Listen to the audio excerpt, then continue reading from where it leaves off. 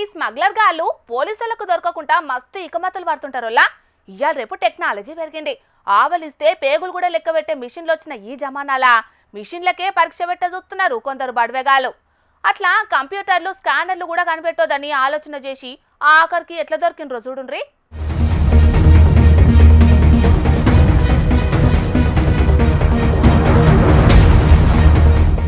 దొంగలని చెప్పి ఇస్త్రీ పెట్టెను ఇప్పి కుప్ప పెట్టేది చూపెడుతున్నారని పరేషాన్ కాకుండ్రి. ఇది అసొంటి ఇస్త్రీ పెట్టే కాదొల్లో, గోల్డ్ అని పెట్టే మరి. అట్లని దుబాయోళ్ళు రిచ్గా బంగారం పూత ఊసి తయారు చేసిన ఇస్త్రీ పెట్టే అనుకునేరు. అసలుకే కాదు. కానీ బంగారు కడ్డీలను కడుపులో దాచుకొని విమానంలోచి హైదరాబాద్ లో ల్యాండ్ అయిన పుత్తడి పెట్టే. కువైట్ కెంచి పట్నానికి వచ్చిన ముగ్గురు మోతవర్ల తానా శంషాబాద్ విమానం డిపోలా పోలీస్ కంప్యూటర్లు ముర్కజూసి దొరకబట్టినాయి బంగారాన్ని. 3,36,00,000 ఇలువగల 3 కిలోల 380 గ్రాముల మేలిమి బంగారాన్ని ముగ్గురు బడవేగాలు ఏడో కంటికి తెలవకుండా దాటియే చూసిండ్రట.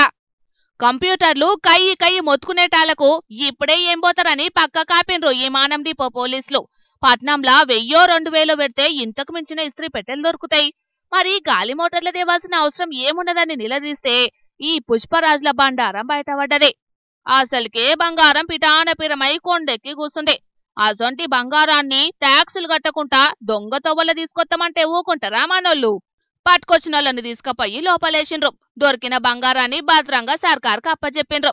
అయినా హనుమంతుని ముంగట కుప్పిగంతులేస్తే నడుస్తాయా చెప్పుండ్రి?